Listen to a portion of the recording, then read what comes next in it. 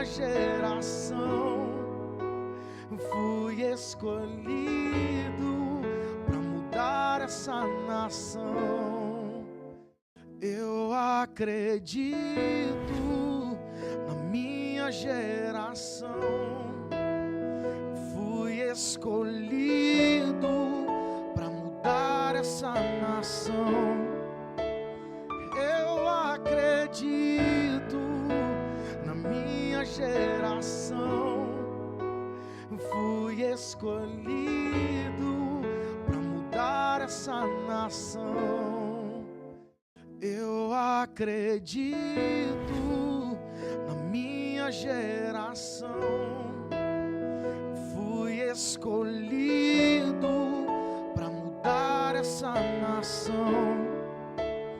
Eu acredito na minha geração fui escolhido para mudar essa nação. Eu acredito na minha geração fui escolhido para mudar essa nação. Eu acredito na minha geração fui escolhido para mudar essa nação. Eu acredito na minha geração fui escolhido para mudar essa nação. Eu acredito na minha geração fui escolhido para mudar essa nação. Eu acredito na minha geração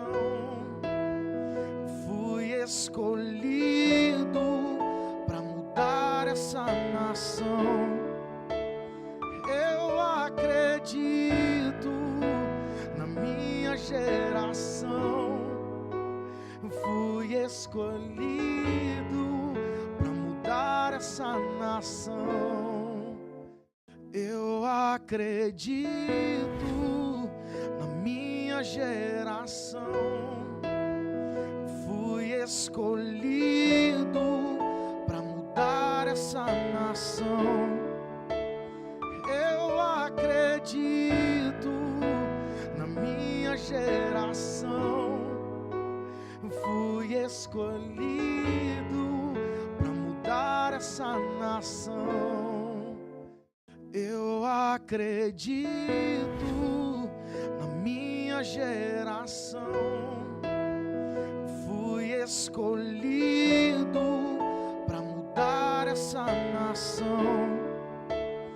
Eu acredito na minha geração fui escolhido para mudar essa nação. Eu acredito na minha geração fui escolhido para mudar essa nação. Eu acredito na minha geração fui escolhido para mudar essa nação. Eu acredito na minha geração fui escolhido. Olá, nação, eu acredito na minha geração. Estamos começando agora mais um podcast aqui em nosso canal do YouTube. Não importa a distância que você esteja, agora, através desta programação, nós nos unimos. E, além de tudo, já estamos unidos pela fé que nós temos em Cristo Jesus. Então, meu pedido é, fique aqui conosco, porque a nossa programação hoje está toda especial. Será um momento de entrevista, de bate-papo, e nós seremos muitos edificados por Deus através das experiências que serão contadas aqui pelo nosso convidado. Eu sou o Fábio Santos e hoje eu tenho a companhia de um grande amigo meu aqui nessa entrevista, que é o Rafael Santos. É um prazer estar aqui juntamente com o Fábio no podcast Eu Acredito na Minha Geração, tendo a honra hoje de estar presente uma das maiores referências aí evangélicas dos últimos anos, ou melhor dizendo, das últimas décadas, e ainda continua, nosso querido pastor Idecaso Takayama. Gente, nós vamos apresentar ele. Ele não vai aparecer agora aí no vídeo, mas fique aí, aproveite, mande este link para mais alguém, convide pessoas, seus amigos, familiares, a sua igreja, se você é pastor, envie aí agora no grupo da sua igreja, no grupo da juventude, porque o nosso convidado tem muita experiência para nos contar e que vai nos levar a crescer em Deus. Ele é filho dos imigrantes japoneses Antônio Izami Takayama e Maria Shizuka, isso mesmo. Takayama é um notório membro da Assembleia de Deus e converteu-se em setembro de 1964 na Igreja Evangélica Assembleia de Deus do Brás. Ele foi batizado no Espírito Santo logo depois. Anos depois, entrou no Instituto Bíblico das Assembleias de Deus em Pindamonhangaba.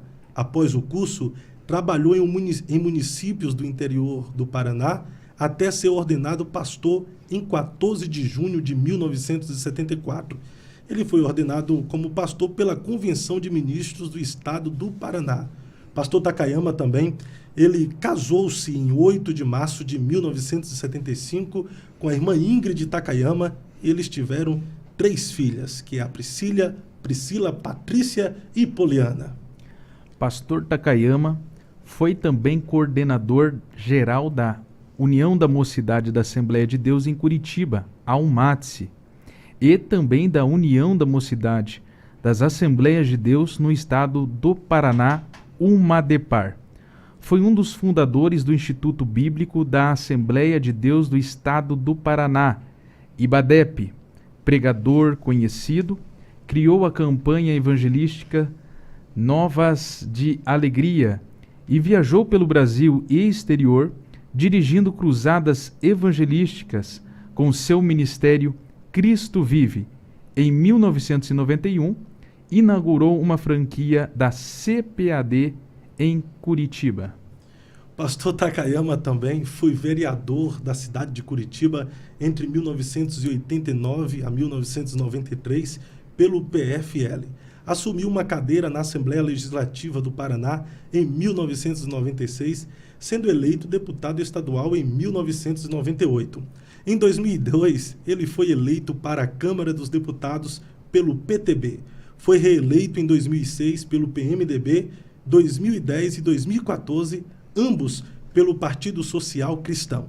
Após 4 mandatos como deputado federal, infelizmente, pastor Takayama não foi reeleito nas eleições gerais de 2018. Foi membro da mesa diretora da Câmara, sendo 4º suplente de secretário no biênio de 2013 e 2014. Rafael, é muita experiência que esse homem tem para nos contar aqui hoje, viu? Porque em abril de 2015, ele foi internado em um hospital de Curitiba após sofrer um infarto. No mesmo ano, em setembro, o deputado federal declarou que os próprios homossexuais são responsáveis pelos crimes de homofobia em briguinhas íntimas. E em 17 de abril de 2016, ele votou, e eu assisti, pela abertura do processo de impeachment da presidenta Dilma Rousseff. Na mesma época, Takayama foi escolhido como líder da bancada evangélica, a qual critica e é contra a união homossexual e a favor do Estatuto da Família, que reconhece apenas o casamento heterossexual. Rufe os tambores, mande a live para todo mundo, porque nós estamos aqui no Eu Acredito Podcast com o pastor Takayama.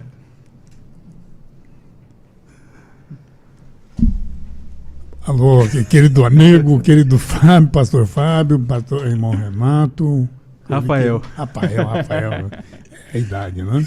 Rafael, toda a equipe aqui, nosso agradecimento. Estamos aqui para responder, falar um pouco da nossa trajetória de vida começando, que ano que foi? Foi muitos anos atrás, foi em 68, 69, eu já pastoreava Rebouças. Na época a gente chamava de Reborça, mas Rebouças era campo de Irati e tinha muito gente do leste europeu. Era poloneses, ucranianos, russos, a gente chamava de irmãos eslavos. E essa gente chorava porque no país deles, de origem deles, estava um movimento marxista, socialista ou comunista, não é?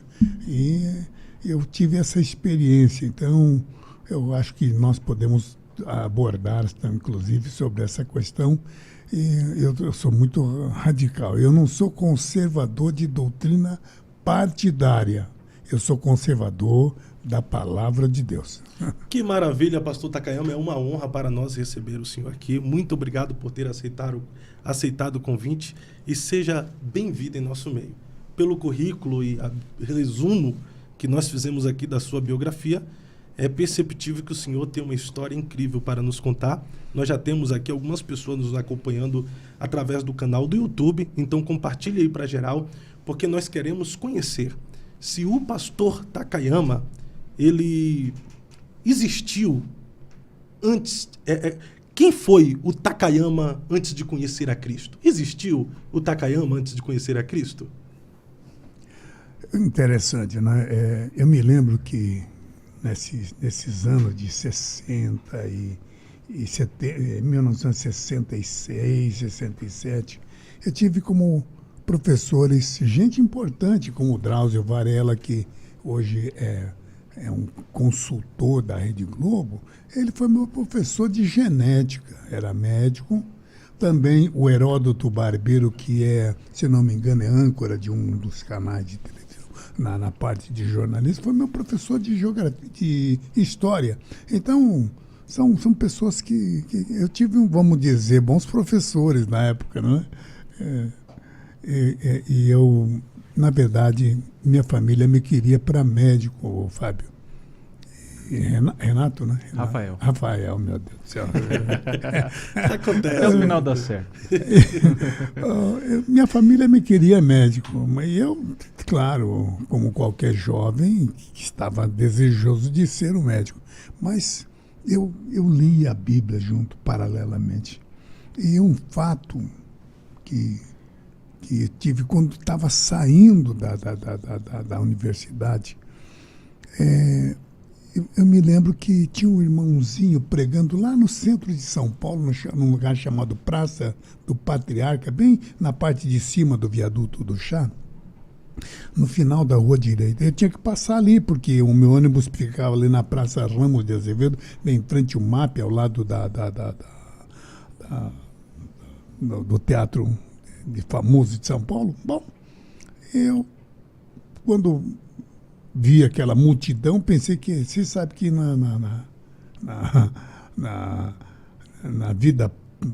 vida diária lá daquele lugar, existiam os camelôs. Eu pensei, deve ser um camelô, um desses que vendem na praça, que há muita gente. Aí, na verdade, quando eu cheguei lá, eu vi que no meio da multidão, no meio da roda, havia um irmãozinho. Eu conhecia o irmãozinho, era simples. O paletó dele, meu Deus do céu. Ele estava na rua? Estava na rua e estava pregando. E estava uma roda fazendo de gente bem vestida, pelo menos a gente percebia pelos trajes bem recortados. Né? E eu falei, camarada, o nosso irmão aí está pregando e eu estou aqui. Mas o senhor já era cristão nessa época? Ele já era cristão, já era crente. Era crente já. A gente chamava de crente. Aí eu falei, puxa vida, como é que o nosso... Eu conheci esse irmãozinho de alguma saída de igreja. Porque eram pequenas as igrejas, quer dizer, a igreja do Brasil era grande, mas eu me lembro que eu falei, eu conheço esse irmão, esse senhor que está pregando. E ele pregava sozinho. Eu falei, camarada, ele está fazendo a obra de Deus e eu estou aqui estudando. Aí foi quando Aí aquela multidão que estava em volta dele dizia prova. O que será que eles estão querendo que o rapaz prove? Aí um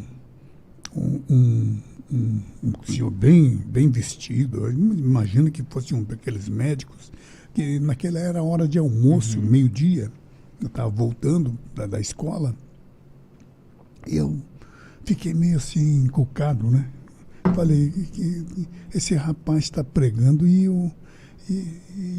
os intelectuais que estavam descendo para o almoço estavam querendo zombar dele. E esse senhor, que era o mais, vamos dizer, o que puxava, ele dizia: "O senhor, como é que o senhor pode provar a existência de Deus?" Aí o povo dizia: prova. Eu falei: meu Deus do céu.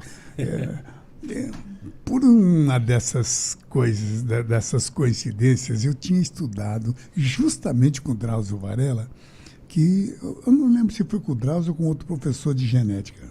O fato é que eu tinha falado sobre os filos. Não, era um outro professor. Tinha falado sobre os filos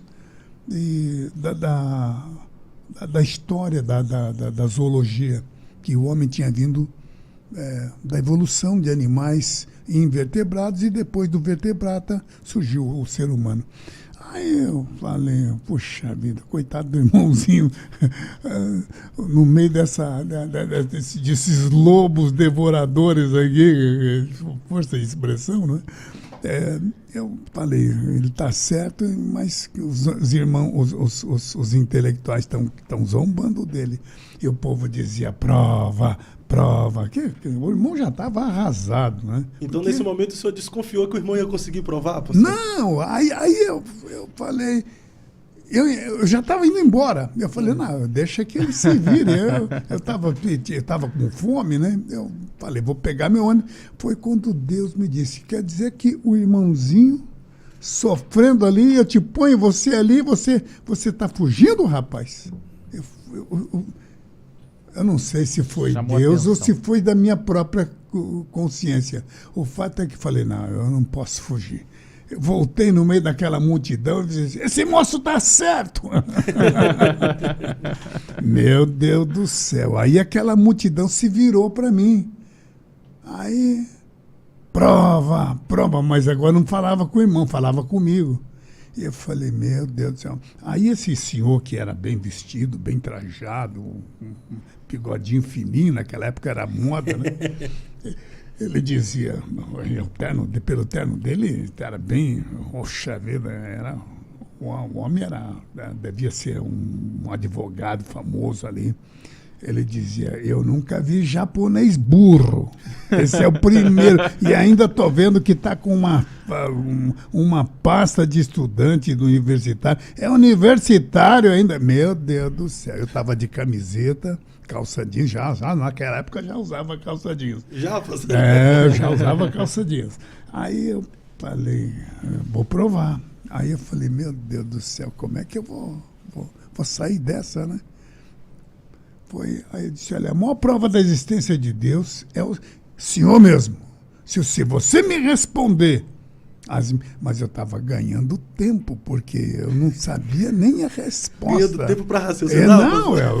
Eu falei: se você me responder, eu falei para esse senhor bem arrumado, se o senhor me responder que as minhas perguntas, mas na verdade eu estava ganhando tempo, se o senhor me responder as minhas perguntas, eu vou te provar a existência de Deus. O povo estava todo em volta, na prova. Aí esse senhor disse: você, um japonês, estudante universitário, será que você não... Você já cumprimentou Deus? Você já cheirou Deus? Já cumprimentou Ele? Já falou com Ele? Aí eu falei: a maior prova da existência de Deus é o Senhor mesmo. Quem é que foi que fez o Senhor? Aí ele, ironicamente, disse: meus pais. Aí o povo já ele estava puxando, como diz aí, o cordão dos puxa-sacos, né? Aí prova. Eu falei: vou provar. Me responda, mas eu estava ganhando tempo. Quem foi que criou seus pais? Meus avós. Quem foi que criou seus avós? Meus tataravós. E ali foi. Eu falei, eu estava ganhando tempo, mas aí Deus já estava me dando a lucidez necessária para provar. Eu falei, quem foi que fez os teus pais?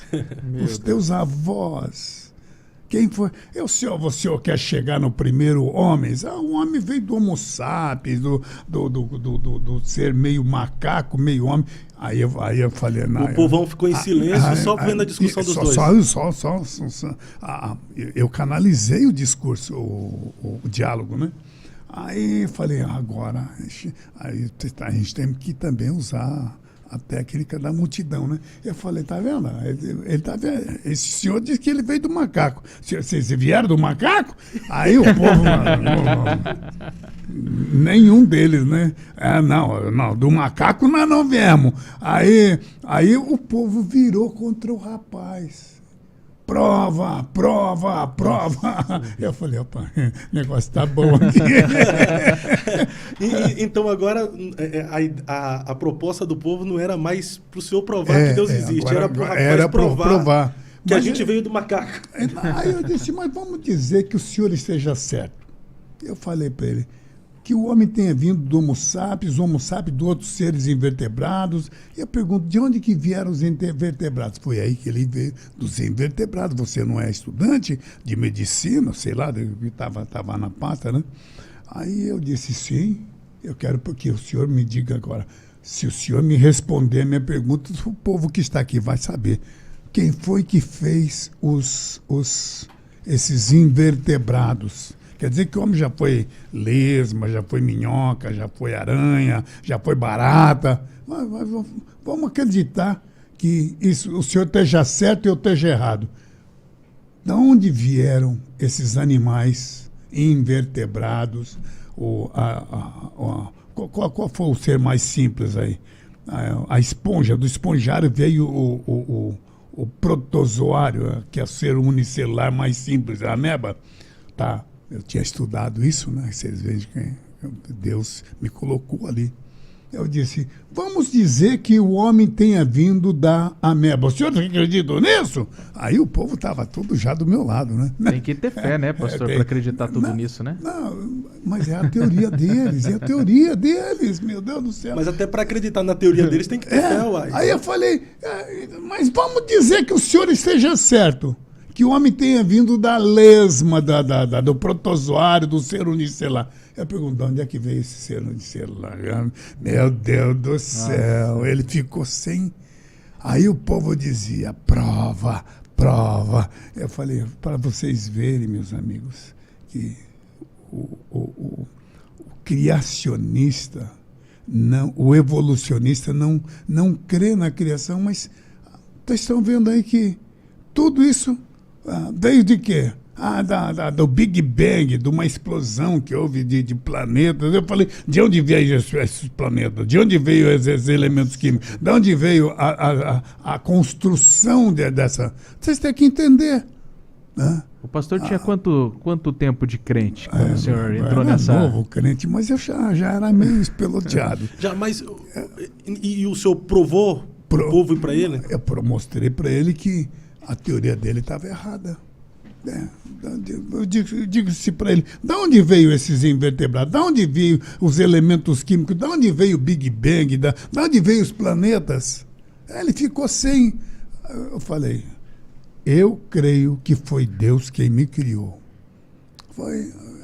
Sabe, mas eu quero aqui conversar com os estudantes que estão agora me ouvindo, porque... Os estudantes ficam... O professor do meu universitário está certo, meu pai é um ignorante, minha mãe... Ora, meu querido, pode ser que em genética ou em ciências, teu professor estude ciência. Se você perguntar para o teu professor de matemática regra de português, de sintaxe, ele não vai dizer. Ele não vai, porque cada professor é especializado num assunto. E... O que nós estamos vendo hoje é os alunos, os estudantes que ficam achando que os pais são ignorantes Eles podem ser ignorantes na matemática, podem ser ignorantes nas regras de sintaxe em português, mas em Bíblia, em Deus, meu querido amigo, teu pai conhece muito e tem intimidade com Deus. Eu quero aqui, foi essa experiência que eu tive com Deus, que eu tive com esse senhor, que me fez, falei, eu preciso me dedicar à palavra de Deus. Foi então que eu vim aqui para Curitiba para fazer a faculdade de medicina aqui, porque não pensem vocês que eu tinha tido, era apenas um aluno, não, eu era um aluno especial. O curso objetivo, no famoso João Carlos de Gênio e desse Drauzio Varela, havia os melhores professores da época, mais bem pagos, e eles lecionavam nessa escola e eu pensava comigo, né? Esses senhores podem ter o conhecimento, mas não tem Deus. E eu falei, você quer saber de uma coisa? Eu vou me dedicar a Deus. Porque eu tinha feito um concurso, eles tinham, não sei se fizeram isso em ano seguido, mas na época fizeram. Eu me lembro que tinha 12.800, 900 alunos, quase 13 mil alunos. Foi tanta gente, tantos universitários fazendo esse concurso, porque eram só 30 bolsas integrais que a gente podia estudar na Sorbonne, na França, ou na Harvard, nos Estados Unidos. Ora, meu Deus do céu, eles iam custear tudo. Vocês sabem que um curso de medicina é caríssimo, né? A instrumentalização, os livros, os compêndios são caríssimos, e eles iriam pagar tudo. Eu falei, no meio daquela... Eu tinha conseguido uma dessas bolsas, 30 bolsas. Eu fui receber no programa da Hebe Camargo.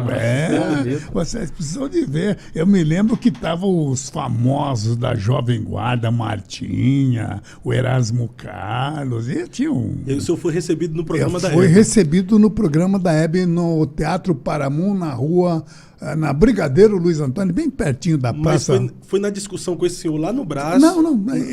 Que despertou o senhor para a palavra? Vamos dizer, uma série de questões que fizeram com que eu me dedicasse. Então, eu só estou contando para vocês que eu não era um menino qualquer. Eu era especial. Tanto é que eles me pagariam um curso e eu vim fazer. Na verdade, foi uma maldade, né? A gente queria tirar a vaga, queria só fazer os exames nas faculdades aqui. Então, a gente queria tirar a vaga dos outros alunos. A gente não queria tirar, mas a gente acabava tirando. Mas por que acabava tirando a vaga dos outros alunos? Porque a gente era especial. A gente era especial. A gente podia estudar na Sorbonne ou na Harvard, em qualquer faculdade do mundo. Então, eu vim aqui para Curitiba. Mas, pastor, só interrompendo o senhor, mas o que caracterizava o senhor e esses outros colegas como especial? Não, eu não sei se haviam outros especiais. Eu sei que eu era um especial ali, tá? E, na verdade, os alunos que vieram comigo de São Paulo, aqui para Curitiba, queriam fazer um teste nos vestibulares das faculdades aqui, para que a gente medisse a posição da gente. E foi quando eu fiz se eu não me engano, foi na faculdade católica, na Universidade Católica, a vaga, porque foi lá na praça do Rui Barbosa. Então, ali, vocês sabem que só existe a Santa Casa, que é ligada à Universidade Católica. Bom, mas eu não dei o caso. O fato é que eu estava numa república de estudantes e foi ali que eu orei a Deus. Falei, Senhor, médicos existem muitos, mas que possam pregar a palavra de Deus são poucos. Eu acredito muito em Ti. Eu acredito em Ti. Eu vou me dedicar à pregação do Evangelho. Mas aí, vocês imaginam, eu fiz uma oração, eu peguei a Bíblia. E na Bíblia, abri exatamente, acho que está em Efésios, capítulo 4, uns serão chamados para evangelistas. Mas quando bateu aquela... me veio uma coisa... eu não posso explicar aqui. É igual Jeremias, a promessa, o chamado queimou os ossos. Eu senti uma coisa, um calor muito grande. Foi aí, falei, não, eu vou me dedicar à obra do Senhor. Mas aí me bateu a fome da palavra. Aí Deus disse, vá na igreja. Eu falei, era de dia não tem culto. Pois não é que tinha culto. E na Assembleia de Deus aqui, o Pimentel, na época, tinha feito a escola bíblica. E eu me lembro que tinha o Ernesto Martinzon, de São Paulo, um italiano, e o Vicente Guedes, que era o pastor de Presidente Prudente, dando aulas. E me bateu a fome. Para mim, qualquer coisa da Bíblia era... Porque eu era cru na palavra de Deus. Eu conhecia o estudo da medicina, o estudo da ciência, o estudo dos homens, mas eu não conhecia a palavra de Deus. Foi então que eu entendi que eu precisava me dedicar. Foi quando eu conheci a doutora Oneide, que depois se tornou uma médica, uma dentista, odontóloga, e ela disse, olha, vá estudar lá para te ajudar, você conhecer a palavra de Deus, vai estudar no IBAD, em Pindamonhangaba. Pô, então que daí eu fui para lá e eu conheci grandes homens como Helenay Cabral, João Caetano, Eliel de Carvalho. Foi nessa época que eu me dediquei especialmente à palavra de Deus. Que tremendo, meu pastor, que tremendo. Nós estamos aqui no chat ao vivo, muita gente comentando. Abraço para a missionária Sara Salles, meu amigo pastor Wagner, lá de São Mateus do Maranhão, que está com uma programação toda especial da Igreja Evangélica Assembleia de Deus em São Mateus, com o pastor Israel Silvestre, pastor Alberto Jubanski, que diz que teve uma experiência maravilhosa com o pastor Takayama, lá no Maranhão. Olha, pastor Jaidson Jerônimo, G. Rocha, um abraço a todos que estão nos acompanhando aqui nessa live. Esse Jaidson é especial. Ele é especial, né, pastor Jaidson? Pastor, tem muita gente de boa de Deus aqui nos acompanhando, mas a gente não pode perder tempo, porque nós estamos aqui para sermos alimentados. Será que existiu o Takayama quando não era crente, Rafael? Pastor, diga pra gente como que foi a experiência de entrar. O senhor entrou na igreja e aceitou Jesus? Como que foi essa... Não, eu vou falar um negócio pro senhor. Eu tô aqui, eu imagino ele pastor entrando, Takayama, um coroa bonito desse aí, quando não era crente, solteiro. Mas, pastor, será que era namorador? Era uma igreja grande, pequena? Como que foi essa entrada na igreja, então, pastor? Quando eu tinha 5, 6 anos, que eu era bem, imagina, eu não cresci muito, né? Então, eu me lembro que eu fiz uma oração. Eu disse para Deus, eu olhava para a natureza e disse, tem que ser um Deus grandioso para fazer isso tudo. Eu via uns passarinhos pardais num pé de caqui, caqui você sabe que é uma fruta exótica, do Japão, inclusive. Aí eu falei, tem que ter um Deus grandioso para fazer um negócio desse. Foi aos 5, 6 anos que eu disse, Deus, quando eu crescer, eu não cresci muito, quando eu crescer, eu quero trabalhar para ti. Você veja já só. Viu o chamado. Já viu o chamado. Na vida do então, quando em 1964 eu me veio essa vontade, foi lá na igreja do Brás, foi quando eu recebi o batismo com o Espírito Santo. Como é que foi que o senhor recebeu o batismo com o Espírito Santo? Eu estava com medo, porque eu tinha aceitado Jesus, quer dizer, já de criança, desde os 6, 7 anos, mas a gente não tinha noção da palavra de Deus. Então, eu me dediquei a Deus desde a infância. Mas você sabe que nesse período do interior, um menino, vamos dizer, puro, lá do interior, de caipirão, vim para São Paulo, no meio daqueles... Eu nem sabia o que era maconha, o que era droga. Então, eu estava com medo de Deus, sabe? Falei, poxa, eu tinha dedicado a minha vida para Deus. Imagina um filho de japonês, né? No meio de uma cultura cristã. Você sabe que o Brasil é formado pelos católicos. Sim. E o católico tinha um Jesus morto. Eles não pregavam, nem pregavam nas igrejas. Eles falavam em latim e ainda de costa para o povo. Então, eu fui formado nessa forma, vamos dizer, ainda que era filho de japonês, mas o meu círculo de amizade, os meus amiguinhos eram católicos.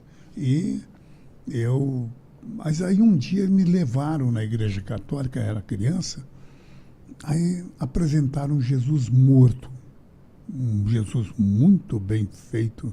Eu até voltei mais tarde, quando eu tinha lá pelos 20, 30 anos, eu voltei na cidade de Álvares Machado para ver esse Jesus, porque me impressionou.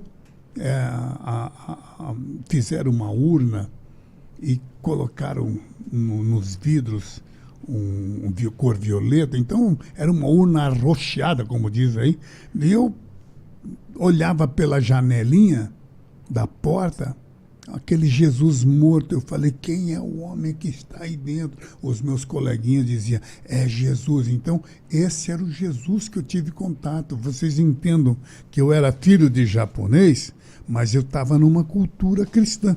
Sim. Eu falei, aí com o tempo eu fui vendo que não era Jesus, era uma estátua, né, como dizia o menino. Aí eu falei, não tem homem nenhum aí dentro, não. Mas na primeira vez isso me chocou. Né? Quando o meu irmão, aí é que eu quero dizer para vocês o que é importante a palavra de Deus. Meu irmão veio de São Paulo, um menino de 16 anos. Novo também. Eu estou novo também. Ele me apresentou um Jesus vivo. Eu tinha tido contato com Jesus morto. Né? Agora meu irmão me apresentava, e ele era leitor da Bíblia, mesmo estudioso da Bíblia. Ele marcava com vermelho, eu me lembro que a Bíblia dele era toda marcada, e ele dizia, Jesus não está morto, Jesus vive. Ele me apresentou os evangelhos. Foi então que eu passei e disse, olha, esse Jesus vive, quando eu crescer, que eu vou trabalhar para ti. Aos 16 anos eu recebi o batismo, mas vocês sabem, daquela idade de 8 até os 16, vocês sabem. Não preciso dizer. Não é só os adolescentes de hoje que são sapecas, não, pastor? Maria, pastor, mas como é que foi a experiência do seu batismo com o Espírito Santo? Então, foi aí eu estava meio chateado, né? Porque daquela de infância de 7, 8 anos aos 16 anos, eu tinha tido meus colegas eram alguns, não digo todos, alguns eram maconheiros, e eles me ofereciam até as drogas. Eu não conhecia isso. Então, eu achava que tinha pecado contra Deus, mas contra o Espírito Santo, porque a Bíblia dizia que quem pecasse contra o Espírito Santo não teria perdão. Foi então que eu fui, com eu e mais 4 irmãos, fomos em 5, no meio de um lugar chamado Hermelino Matarazzo. E eu me lembro quando nós entramos no meio do mato, num lugar onde tinha um riozinho, um córregozinho, e era cheio de pernilongo. Meu Deus, ainda bem que não tinha o Aedes aegypti na época, né? Mas quando nós descemos de madrugada, pegamos o ônibus ali na Celso Garcia, e nós fomos para um lugar onde nós nem sabíamos para onde iríamos. Era como se fosse o monte que a gente chama. Exatamente. Então o senhor era do monte. Era então. do monte, sabe? Aí eu falei, vou orar, vou buscar Deus. Eu sentia a necessidade de buscar Deus, mas imagina, no meio naquele córrego cheio de pernilongo, eu me lembro que havia Central do Brasil, porque a lua batia nos trilhos e refletia para a gente. Então a gente sabia que ali perto havia a Central do Brasil. Mas ali havia aquele lago, aquele córrego, né? E estava cheio de pernilongo. Mas, meu Deus do céu, meu desespero era tão grande que eu não olhei para os pernilongos, nem coisa nenhuma. O seu desespero por Deus, sede de Deus. Minha sede de Deus, eu perguntei para Deus, Senhor, se eu tenho perdão, me fala comigo. Foi quando Deus me batizou com o Espírito Santo ali naquele mato, com 5 irmãos, 4 irmãos, eu e mais 4, né? Éramos 5, e foi ali que eu recebi o batismo com o Espírito Santo. Era um sábado. Então, no domingo, eu já nem ia para casa, já fui para a igreja, lá no Brás, e à noite eu me entreguei, como diz, eu me entreguei na obra, porque crente eu já era, né? Mas eu me entreguei na obra para me dedicar, porque a pessoa que recebe o batismo com o Espírito Santo não tem jeito. É a pessoa que recebe, ele não tem jeito, ele vai para a obra. Aí eu me dediquei à obra, foi quando então, mais tarde, eu tive esse encontro com Jesus, eu já tinha tido um encontro com Jesus, mas foi quando eu tive essa experiência com Deus, quando a Bíblia diz, uns serão chamados para evangelistas, eu senti isso. Tá? Em 1979, eu me lembro que eu já era casado, a Priscila, que hoje é esposa de obreiro, está lá em Ponta Grossa. Eu me lembro que ela tinha 2 aninhos, 1 aninho e meio, 2 aninhos, e eu então fui para os Estados Unidos. E vocês querem saber a minha experiência com Deus. Eu estava... pastor, conta aí pra gente uma das suas experiências mais marcantes com Deus. Uma foi essa. Do batismo do Espírito Santo. Outra foi essa que eu tive um encontro com Deus na República de Estudantes aqui em Curitiba, e foi que eu dediquei a minha vida a Deus. Mas quando eu estava casado com a Ingrid, eu me lembro que a editora Vida, que era um braço, como a CPAD é para CGADB, a editora Vida era um braço das Assembleias de Deus, Assembly of God americana. E eles me convidaram para ir para lá, porque eles queriam unificar a Emprevan e uma série de livros que estavam em inglês e em espanhol, mas queriam que fosse de qualidade para o português. Então, eles me convidaram para ser o revisor, não ser o tradutor, porque tradutor eles tinham. Mas você sabe que existe uma linguagem toda evangélica, né? Que, por exemplo, se falar aqui para uma pessoa que ele tem que se converter, ele não vai entender. São palavras que são nossas. Bom, e então eu fui para a editora Vida, e nesse ínterim foi quando eu estava morando em Miami, nos Estados Unidos, e durante o dia eu trabalhava na editora Vida. E eu nunca tinha ganhado tanto dinheiro como naquele tempo, né? Imagina, o dólar naquele tempo valia exatamente no câmbio paralelo, hoje está 4 por 1, né? 4,5, quase 5 mil, 5 por 1. Por um real, 5 real por $1. Isso. E mais ou menos na época era mais ou menos assim também. Então eu ganhei nos Estados Unidos, lá na editora Vida, algo que eu nunca tinha ganhado aqui no Brasil, porque eu não fui para a obra olhando para salário. Para o salário eu seria o médico. Sim. Mas eu fui para a obra pela vocação, pela chamada, pela experiência com Deus. Então eu estava na editora Vida, imagina, eu aqui no Brasil, como evangelista, fui fundador do IBAD, do Instituto Bíblico, porque eu era professor lá em Irati. Eu lecionava durante o dia, para a noite eu ficava, porque o pastor que na época estava lá em Irati, o campo era mais ou menos de Inácio Martins a Palmeiras, aqui de Rebouças perto aqui de Ponta Grossa. Então, a gente não... Coitado do pastor, o Rafael Batista, estava até doente. Então, eu fui para a obra entendendo que eu ficaria ao lado dele. E quando ele faleceu, eu entendi que também encerrou meu tempo lá em Irati. Mas eu pastoreava Rebouças, eu não ganhava da igreja. Então, eu ganhava como professor e o meu dízimo ainda ajudava a pagar a minha permanência na igreja e ainda ajudava a pagar outros obreiros ali.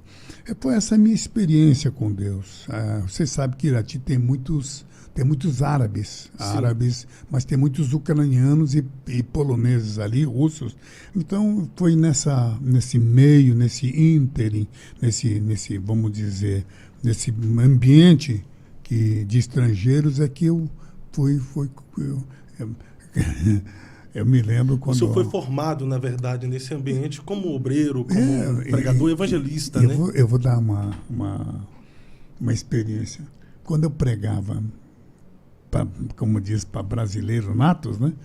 Então, os brasileiros diziam, isso que é pregação, porque você sabe, né? O brasileiro gosta que a gente fale alto. Mas aí os poloneses e os ucranianos diziam, ela tá vazia, faz muito barulho por fora, mas não tem nada dentro. Então eu tinha que pregar muito profundo e eu fiz uma média, né? Tinha dias que eu pregava para os brasileiros natos e tinha dia que eu pregava para os estrangeiros aí, como diz aí. E foi essa a minha escola. Então, Tremendo, pastor. Que maravilha. Foi essa a minha escola. Pastor, nós estamos com muitas pessoas nos acompanhando aqui do Brasil. Maranhão, Paraná, São Paulo, Rio de Janeiro. Bahia, meu amigo Rogério Gomes, William Cruz do Maranhão, Rita Galvão, Claudinei aqui de Curitiba, irmã Esther Rodrigues. Deus abençoe. Adão Lucas, lá de Belém, lá do Pará. Deus abençoe todos vocês. Pastor Natanael Afonso. Rafael, nós precisamos conhecer um pouquinho da vida matrimonial do pastor Takayama, né? Pois pastor, como que o senhor conheceu a irmã Ingrid? Foi num culto? O pastor foi pregar? Você sabe que eu estou pregando há mais de meio século. Foi em 64 que eu me converti, que eu recebi o batismo com o Espírito Santo. Em 69 eu dirigia já Rebouças. Então, fazendo os cálculos, já estamos em 2022. Então já fazem mais de 50 anos. Mas eu me lembro quando eu casei com a Ingrid em 75. Mas como o senhor conheceu ela, pastor? Era vizinha ali da... E ela não tinha óculos, ela não tinha óculos? Era daltônica, não enxergava direito. Pastor, ou o senhor orava muito e ela orava pouco. Né? Acho que ela orava, não vigiou. Aí ela me pediu óculos na época, né? Agora, recentemente, eu tenho desses óculos baratos, vagabundo do Paraguai. Mas vocês sabem que ela me enxergou, tomou um susto e nunca mais saiu viajou comigo, viu?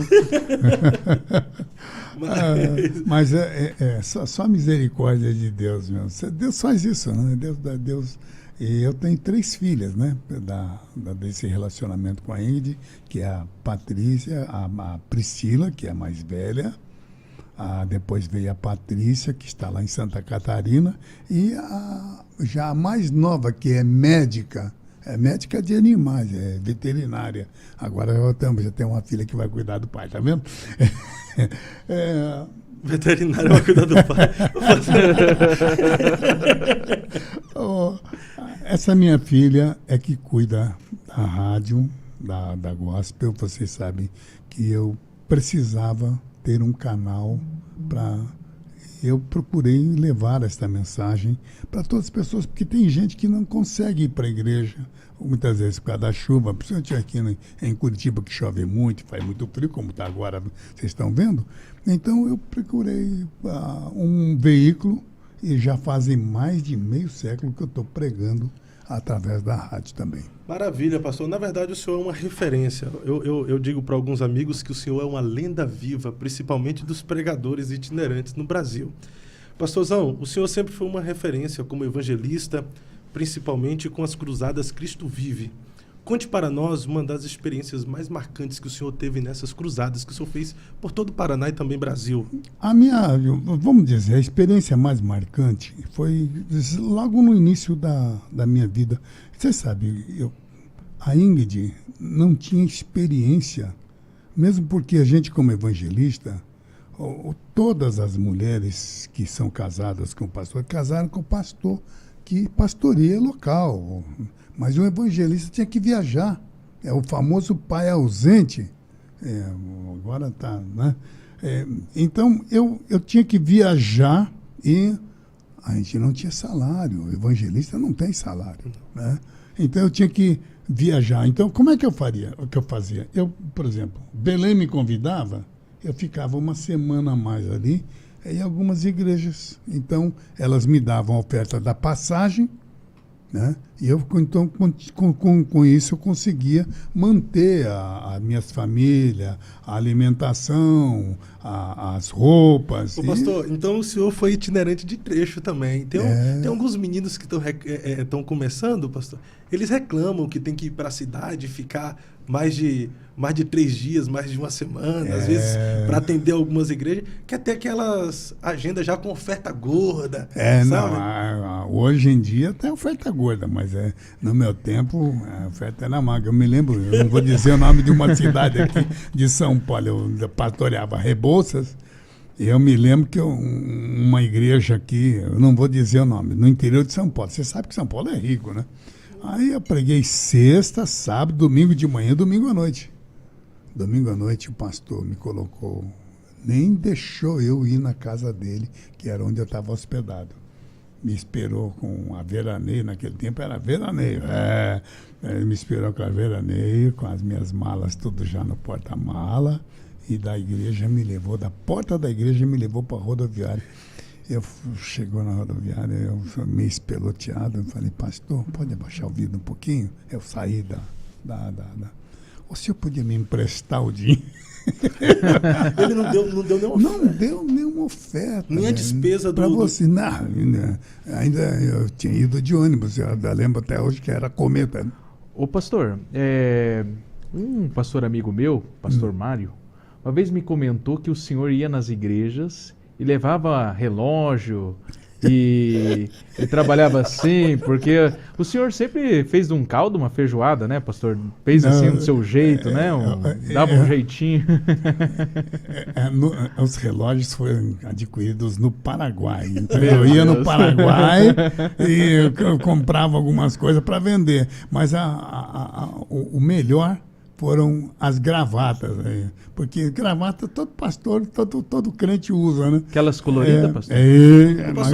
As gravatas. Só que um dia eu dei de presente para um evangelista, que é um pastor da igreja de Curitiba, não vou dizer quem é, que eu tenho certeza que vocês conhecem. Ele olhou para mim e disse... a cara dele já não foi muito boa. Ele disse... ele aí não comentou, no final, tinha... Uma pessoa de sã consciência não pode gostar de um presente vagabundo desse que você está me dando. Ô, pastor... foi aí que eu parei de dar gravata. Viu? Pastor, a minha sogra participou muito das Cruzadas Cristo Vive. É verdade. Muitos milagres aconteciam. Dentre tantos, tem milagres aí que sempre gerou polêmica.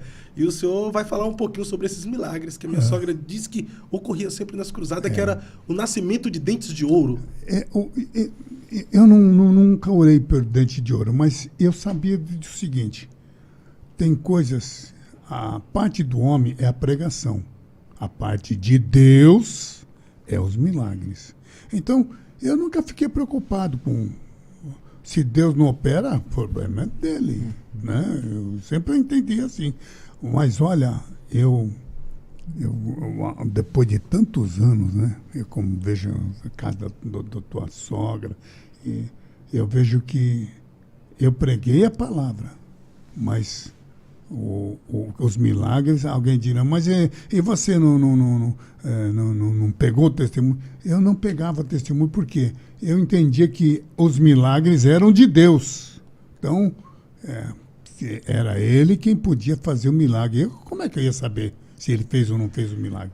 Eu só pregava a palavra de Deus, mas eu orava porque a Bíblia diz em Marcos capítulo 16, verso 16, ide por todo mundo, pregar o evangelho, todo aquilo. Mas no verso 17, 18 e 19 diz, e estes sinais seguirão aos que crerem. Não é os evangelistas, Assembleia de Deus. Aqui diz que isso não é propriedade minha, é de Deus. É de Deus. Aos que crerem. Então eu procurei pregar a palavra de Deus. E olha, falando agora, pastor Fábio, o que eu vejo de gente que na época não sabia que tinha sido curada, Mas agora, meu Deus do céu, são milhares de pessoas que dão testemunho e que se encontram comigo. Olha, eu estava desviado, eu tava fora. São coisas que me dão muita alegria, sabe? E milagre não se explica, milagre se vive. A irmã Esté está testemunhando pronto, aqui. Ó. Pronto. A irmã Esté está testemunhando aqui. Ó. Testemunhando assim. Pastor Takayama fez parte da minha infância. Uma vez ele estava conversando com meu pai, daí comprou um sorvete para mim e disse: sempre que entrar em uma fria, lembre-se de mim.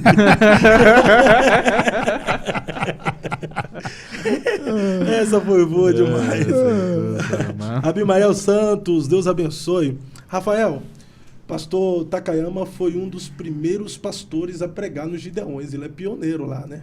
Pastor, o senhor foi um dos primeiros e se tornou uma grande referência aí para pregadores, né? O Gideões te levou a uma consolidação nacional, né, pastor? Até tem testemunho de pregadores aí, né, que ouviram o senhor pregar. Como que era pregar no começo ali do Gideões? O senhor foi um dos primeiros, né, a pregar, né, pastor? Era um outro pastor, não era o Cisino.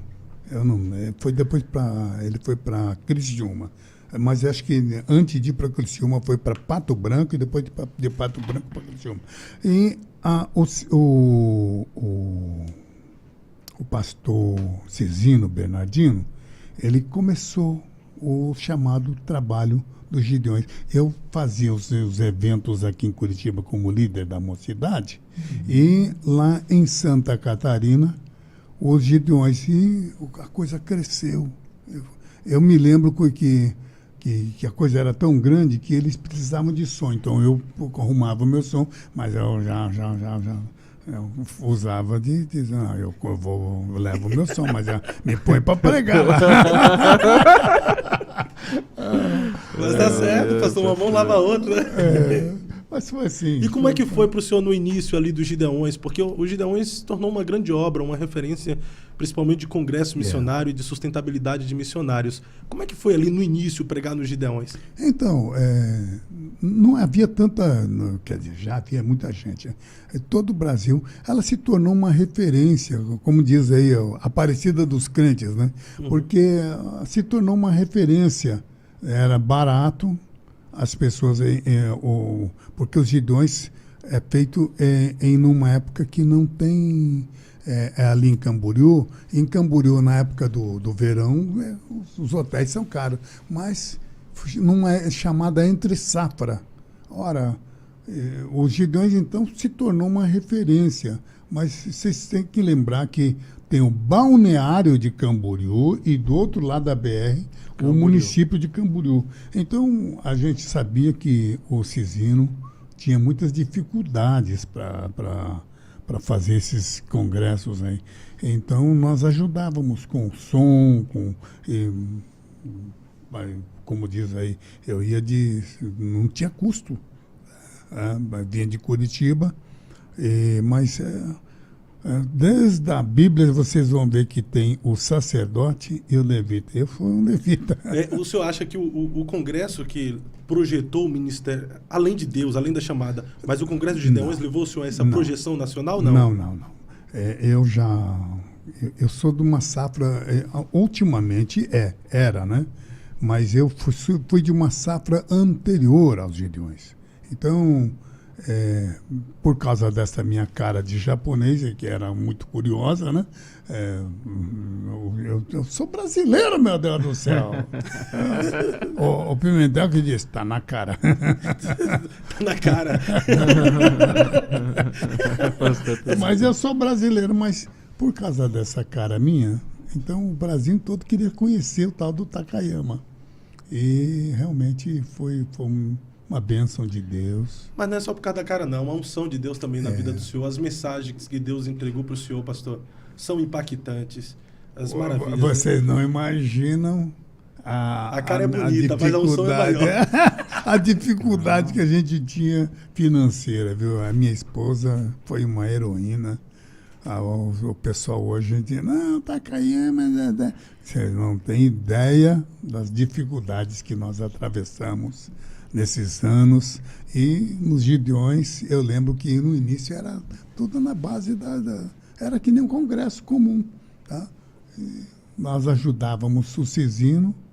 O Cisino queria me vender alguns equipamentos eletrônicos. Ele também fazia maracutaia, como diz, maracutaia santa. Mas E aquela polêmica que tem ali agora, pastor, sobre os Gideões? Então, eu posso dizer o seguinte: o trabalho é de Deus. O ser humano é que, vamos dizer, vocês podem notar que não é o trabalho dos Gideões, é o ser humano. O ser humano é que falha. Então, a gente não pode tomar as falhas do ser humano com o erro da igreja. Eu não vejo o erro da igreja. A igreja do Senhor é soberana. Os Gideões é um trabalho de Deus. E se o ser humano faz coisas erradas, eu posso fazer coisa errada. Eu sou um ser humano qualquer. Pastor, eu tive em viagem missionária com os Gideões junto com o pastor Wesley Ricardo dos Santos no sertão da Paraíba. De fato, os Gideões, ele tem um trabalho missionário incrível que nenhuma outra instituição talvez não tenha. Eu tive experiência com os Gideões lá no Pará. Fui na beira de um rio, tinha uma senhora, uma moça. Eu falei, como é que você se mantém aqui? Porque no meio daquele rio, era um rio muito largo e tinha algumas tribos indígenas. Ela diz, graças a Deus os Gideões me dá pouco, mas com esse pouco no meio daquela... Então foi aí que eu entendi o trabalho maravilhoso que eles exerciam. São mais de 1000 famílias missionárias. Mas assim, tem um pastor que pregou muito tempo lá nos Gideões e ele usou uma frase se referindo à nova gestão e o trabalho atual agora, dizendo que a bandeira dos Gideões foi enterrada juntamente com o fundador dele, se referindo ao pastor Cezino. Eu acho que nós, os cristãos dessa nova geração, devemos lembrar que o trabalho é de Deus. O ser humano, ou seja o Cezino, o filho dele, o vice-presidente, sei lá, eu não sei quem é que está na frente. O fato é que o ser humano pode falhar, mas a obra é de Deus. Verdade, meu pastor. É desse jeito, nós estamos aqui com uma programação toda especial no Eu Acredito Podcast com o pastor Takayama.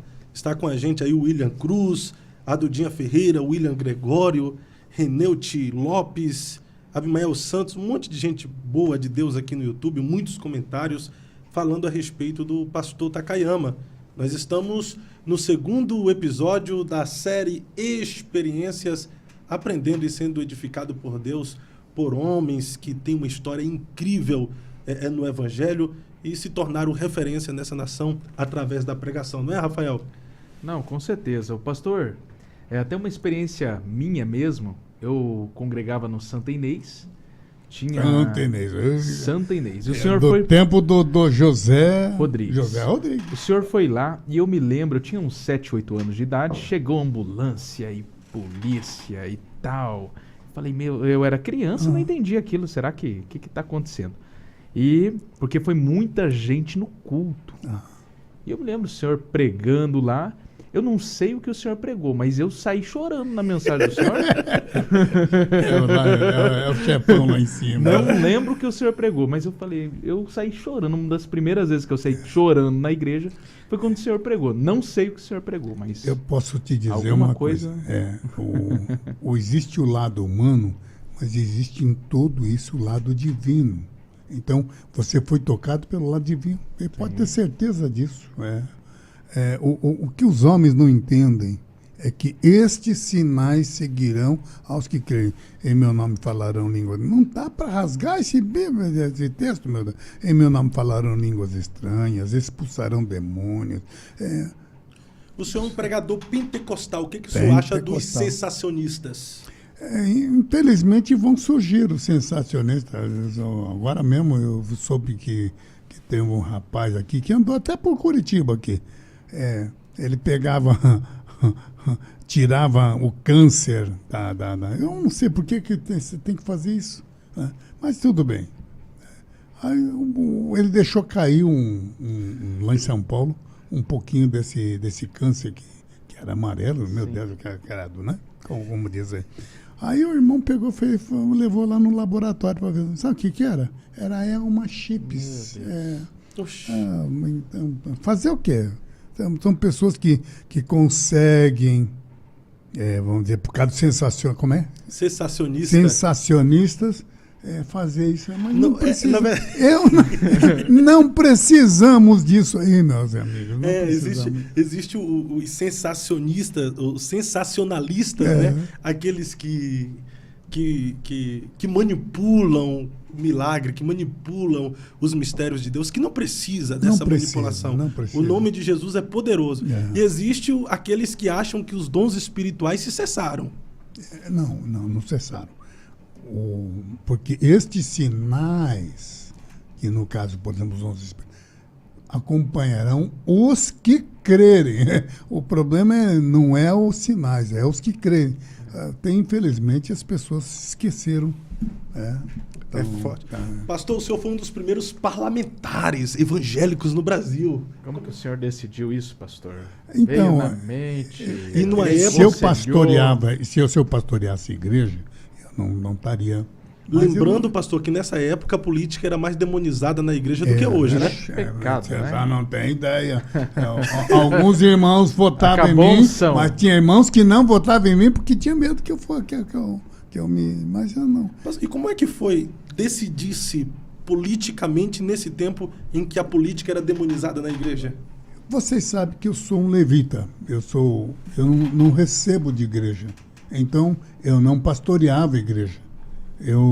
Então eu entendi que que aquilo é um fronte é uma guerra. Nós estamos aqui, vocês estão nessa guerra através do rádio, mas eu entendi que aquele congresso lá, as armas não são a pólvora, o canhão, a granada, mas são as palavras. E eu entendi que a gente podia, naquele fronte, se não tomarmos cuidados,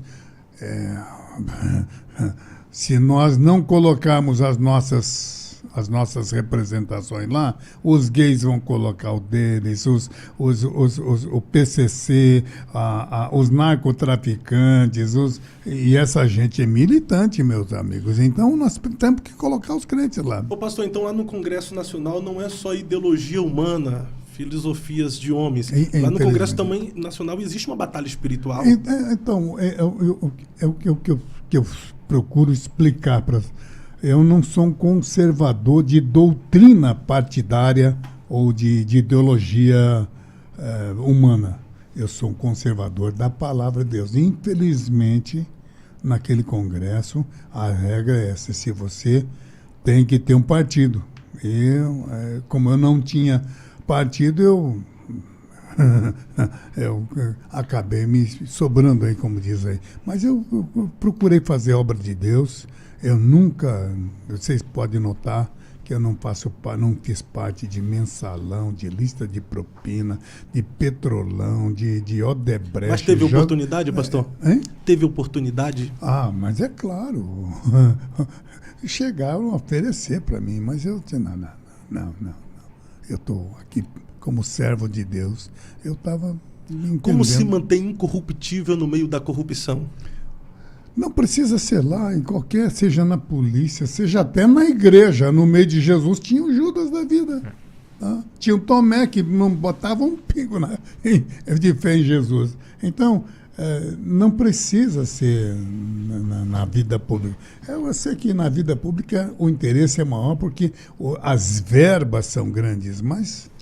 Eu nunca fiz parte disso. Ô pastor, você foi eleito em 2002 ali, né? E esses primeiros mandatos como deputado federal, parecia que o ambiente era um pouco mais tranquilo, vamos dizer assim, né? Ou não? Porque hoje parece que dá um turbilhão, né? Uma batalha ali. Infelizmente, atualmente, se tornou uma luta de Maquiavel contra os ensinos de Cristo. O ensino de Cristo qual é? Pela verdade. Jesus disse, eu sou, em João capítulo 16, verso 4, eu sou o caminho, a verdade e a vida. Mas tem gente que não segue a Jesus, não estão sendo hipócritas. Então, a mentira, por exemplo, camarada mente, depois... Não, eu não falei isso. Então, mentira, roubo, porque o Maquiavel diz que não importa O importante para chegar aos fins, você precisa dos meios. Então, para chegar ao fim, se é o poder, eles têm que matar, roubar, mentir, eles vão fazer isso. Ô pastor, a gente entrou aqui na política. Antes de Bolsonaro, nosso presidente atual, a gente não sabia que o STF, o Judiciário, tinha tanto poder para mandar no Brasil como tem agora. Sempre foi assim ou está sendo só agora? Mas nós somos culpados, porque eu vou dizer, a gente tem que também fazer a meia-culpa. Havia, até algum tempo atrás, uma ideia que dizia o crente não vota na doutrina partidária ou no partido, vota na pessoa. Isso foi um erro grandioso da nossa parte. E hoje estamos percebendo que a pessoa tem que votar já olhando o partido, porque a ideologia de esquerda é contrária à palavra de Deus. Karl Marx foi usado por Satanás. O marxismo está tanto no socialismo como no comunismo e também está nessa onda moderna chamada globalismo. Então, e são contra a palavra de Deus. Então, a palavra de Deus, Jesus disse, eu sou o caminho, a verdade e a vida. Jesus é o caminho, Jesus é a verdade, é a vida. Mas eles não seguem Jesus, eles seguem Maquiavel. Ô pastor, ali no começo o senhor conheceu o Bolsonaro, assim como deputado? Como que foi? Ele era deputado, ele foi fruto da frente parlamentar. Eu percebi que no Congresso, como em qualquer parte da igreja, por exemplo, não adianta fazer discurso bonito, tem que ter voto. E nossos votos... o pessoal da Universal, se não fosse assunto para eles, da Assembleia, da Batista, da Presbiteriana, da Congregação Cristã, da Quadrangular, cada um... Eu falei, não, nós precisamos fazer uma frente parlamentar onde a ideia máxima é proteger a igreja. Deu para entender? Sim. Nós fundamos eu fui um dos fundadores da frente parlamentar, porque... vocês estão vendo agora aí, por exemplo, o Cabo Daciolo. Daciolo faz um discurso que arrebata a multidão, mas é um sem vergonha. É meio confuso ele, né? Não, ele é um neófito. É um neófito. Ele é amigo do Jean Willis. Ô pastor, o senhor conhece Bolsonaro, o senhor esteve lá no Congresso Nacional, o senhor ainda vai lá. A pergunta que eu te faço, ela é direcionada ao Bolsonaro. O senhor conhece ele? Ele é tão verdadeiro e honesto da forma como diz, ou é só palavras mesmo? Vamos dizer que ele é terrível contra os inimigos, mas não é. Ele é horrível para os amigos também. Mas olhando sobre o aspecto humano, você tem defeito, você, Fábio, Takayama, nós somos seres defeituosos. Imagino que o Bolsonaro é turrão, fala palavrão, mas nós não elegemos ele para ser a Madre Teresa de Calcutá, não. Nós elegemos ele para ser nosso presidente. Então, claro que... e o Brasil estava precisando de um maluco mesmo, de um doido. É um doidão. A ascensão dele, eu me lembro, o pastor Takayama, que até a rádio, a gospel, ela se movimentou muito naquela questão de ideologia de gênero ali, e que tinha uma PL que movimentou muito, uma PL lá que estava sendo votada no Congresso, e tipo um abaixo-assinado, e a rádio também se movimentou. E até então nem se falava muito do Bolsonaro e nessas coisas mais. E ele ganhou um destaque ali defendendo isso, e o senhor, me lembro muito bem, através da rádio, movimentou um pouco isso, né, pastor? Teve essa mobilização ali, depois teve a perseguição do pastor Marco Feliciano também, né? Então, o pastor Takayama foi perseguido primeiro do que o pastor Marco. Sim. Da PL 122. Isso, PL 122. Exatamente. O Fábio tem uma memória boa. Mas o Bolsonaro, toda essa turma fazia parte dessa frente parlamentar. Entendeu? Então, ele ele entendeu aquele kit gay. São mais de...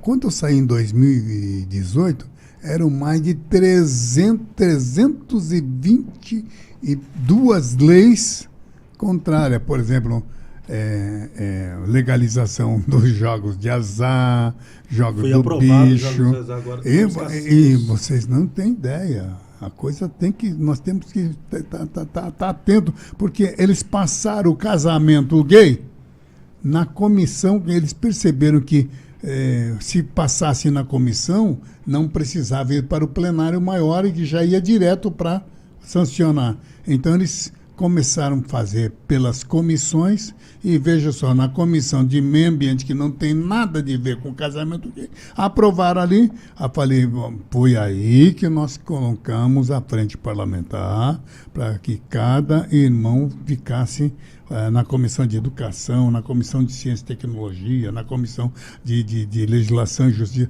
nós procurássemos soldados para combater essa raça de pessoas fora da palavra de Deus, né? Pastor, se fosse para o senhor voltar no tempo, o senhor levaria mais o tema de política dentro das igrejas?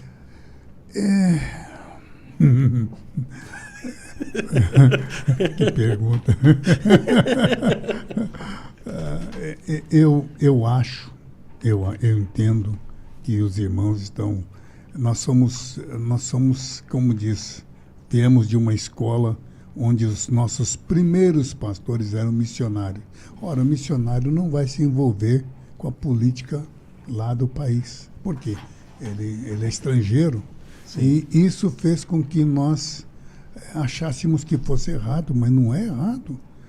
Hoje não é errado, porque a ideologia de esquerda salva algumas questões, mas a 99% são contrárias à igreja. Então, a igreja precisa de ter essa pastor, o que o senhor acha dos evangélicos,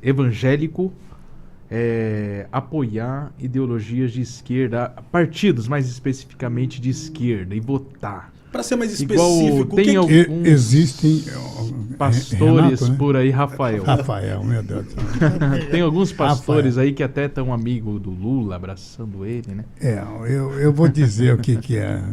Está fora da palavra de Deus. Existem 3 níveis de inteligência. A inteligência natural, que você já nasce com ela. Existe a cultura, que você, desde o primário até os pós-graduação, você adquire a cultura, mas é dos homens, e esse mundo jaz no maligno. Existe uma terceira cultura, mas vai falar isso hoje em dia nós vemos até pastores aí, intelectuais. Não, temos que...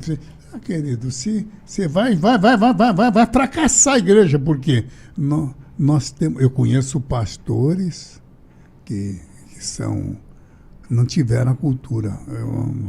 Eram pessoas que mal sabiam a diferença entre o O e o zero, mas a igreja cresceu. Por quê? Porque não se respaldaram na cultura dos homens.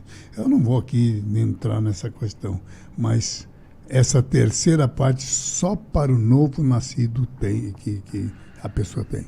Eu acho que o comunismo, na questão de ideologia, é como uma religião. Então, o cristão decide pelo cristianismo ou decide pelo cristianismo? Pelo comunismo ou pelo cristianismo? O comunismo e o socialismo são diabólicos. Por quê? Satanás, meu querido, ele pegou o homem. O mundo jaz no maligno.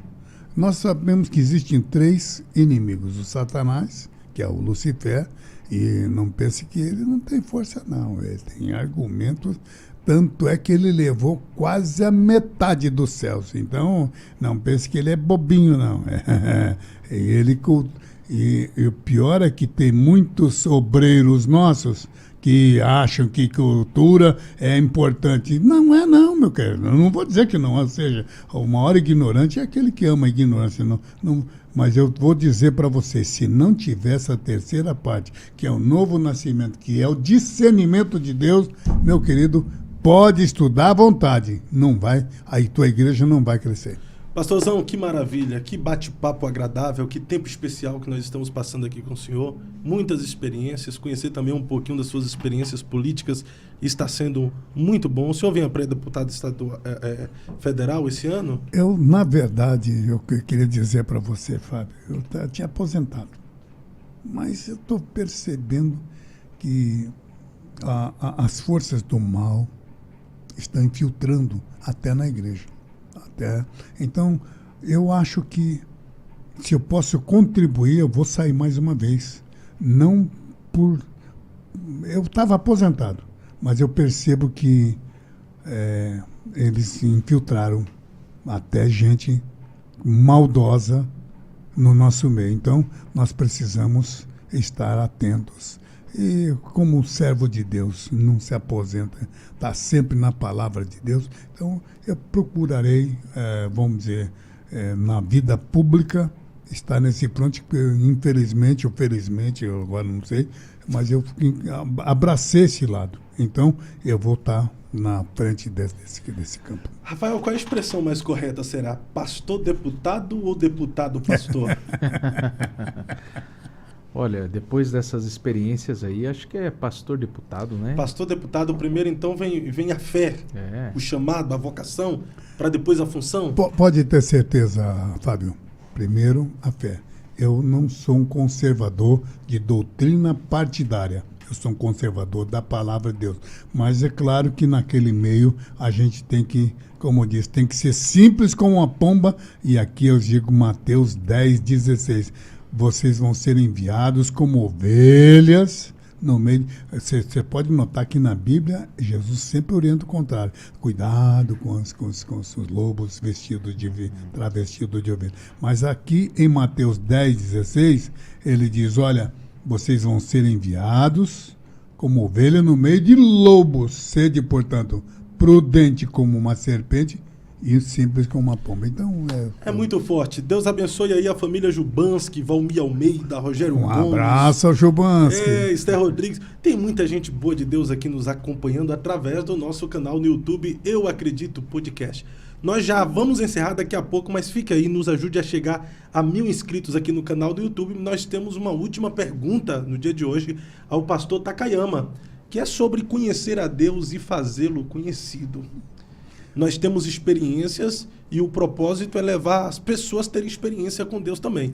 E tem muitos jovens, pastor, que acompanham a história do senhor, principalmente as pregações no YouTube e tal. Qual orientação o senhor daria para essa galera que quer ter experiência com Deus? Mais uma vez eu cito Mateus 16, verso 15. Ide por todo mundo, seja São José dos Pinhais, a Grande Curitiba, ide por todo mundo e pregai o Evangelho a toda criatura. Alguém diz, você com essa cara de japonês está caindo, por que você não foi para o Japão? Eu pensei, eu orei a Deus, eu falei, Deus, eu posso ir para o Japão? Ele disse, não, eu vou te reservar você para o Brasil, porque no Japão você vai ser mais um só. E aqui no Brasil, você, por causa dessa cara aqui, não tem muito japonês crente, né? Então eu O senhor evangelizou um imperador japonês, algo assim? Foi o atual imperador, que é o Naruhito, quando... Você sabe que depois que eles se tornam imperadores, não pode conversar com o ser humano. Mas eu... São deuses, são deuses. Mas então quando ele era príncipe, eu conversei tanto com ele quanto com o irmão dele, que o irmão dele... primeiro vem como príncipe e depois como imperador. Então, enquanto ele não era imperador, eu era muito amigo dele. Agora, eu dei a Bíblia Sagrada em japonês também. Eu fiz uma questão de comprar, e pior é que não paguei.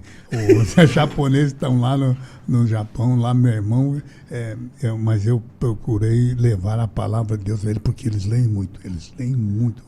Tanto é que o Naruhito estudou na Sorbonne, numa universidade na Inglaterra, acho que Cambridge, então, na Inglaterra. E eu procurei levar a palavra de Deus a ele. procuro levar a palavra de Deus para as pessoas famosas. Por exemplo, essa moça que faleceu, eu fui falar de Jesus para ela, esqueço o nome dela, jornalista da Rede Globo. A gente encontrava, esqueço o nome dela, da Rede Globo. Quem é a produção? Eu preguei pro Smith. O Smith? Smith? O que deu um tapa no comediante lá? Não. Eu preguei pro Smith aqui do Brasil. Ah, tá. Aquele grandão. Você não tem imaginação como ele é grande. Eu já sou pequeno. Eu quase... Meu Deus do céu. Mas quando eu soube que ele estava com câncer, eu preguei a palavra de Deus. Aqui, a jornalista é a Cristina. Eu não lembro o sobrenome dela. Cristina Lobo. O fato é que eu fui falar de Jesus para ela, mas ela não quis ouvir. Então, mas eu fico triste porque ela já veio falecer. Devia ter insistido em pregar a palavra de Deus. Então, eu procuro levar a palavra de Deus a todas as pessoas. E foi quando eu levei a palavra para o imperador, que é o atual imperador, mas ele na época era um príncipe. Que bênção, que maravilha, né? Que marcante. Nós estamos aqui no Eu Acredito Podcast no YouTube com o pastor Takayama nos contando um pouco das suas experiências. Nós já estamos encerrando e eu quero agradecer aqui ao Rafael por este momento tão especial em participar comigo hoje. Ô, Rafael, me perdoe, viu? Chamar de Renato. Eu falei no início, né, que no final ia dar certo. Obrigado. E nós estamos aqui com um ícone, uma lenda viva dos pregadores no Brasil, pastor Idecaso Takayama. Pastorzão, o senhor pode olhar para aquela câmera que está olhando para o senhor aqui, ó. Essa câmera aí, que está olhando para o senhor, fazer as suas considerações finais a todos os nossos ouvintes e já agradeço o senhor por participar conosco. Filipenses 4:13. Posso todas as coisas naquele que me fortalece. O ser humano em si, ele não tem força. Mas se ele estiver com Deus, e é onde eu digo, a inteligência humana é aquela que você já nasce com ela. A cultura humana é aquela que você adquire desde o pré-primário até na experiência da vida com a família. E terceira, mas é a terceira parte que eu quero que você entenda, que é o discernimento de Deus, que é o que Salomão tinha. Tenha o conhecimento de Deus. Filipenses 4:13. Posso todas as coisas naquele que me fortalece. Perfeito! Maravilha! Na minha geração fui escolhido para mudar essa nação.